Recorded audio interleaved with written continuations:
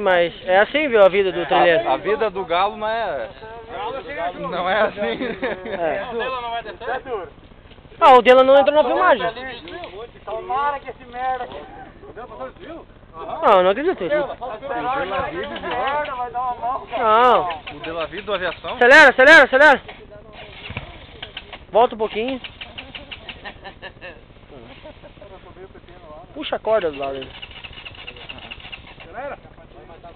Bota a chave no modo. Desliga a chave um pouquinho. Nem acelerador só, não. Acelera. Meio acelerador. Desliga a chave um pouco. Não, não Bate um segundinho. Não, não adianta bater, ela tá cheio o carburador. Mas aí queima aquela... Não, chave desligado não queima. Vai quebrar no meio. Para. Pra quem botou isso aqui da minha mão?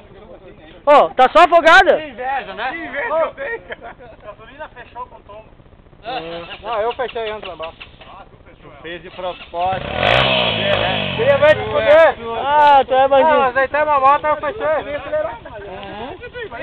Pau! Vem que eu te pego agora.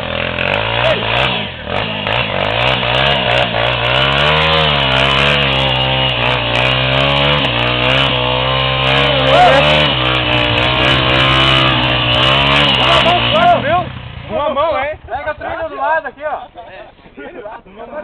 Pode, vai sim. Ah, pode, desce mais pra baixo, pra baixo um pouquinho. Desce um pouquinho. Toca lá embaixo. Aí vai ver que vai dar. Não, isso é assim, Fritz. Olha, pra entrar na trilha dos galos cinza tem que passar por aprovação, né? Olha, isso vai dar um longa-metragem. Ali, aí, tá bom. Acelera agora. Trepa pra cima e acelera. Primeiro no fundo. Esquece a embreagem. Opa! Lamza! Vamos pegar Vamos subir essa trilha aqui, vamos descer lá.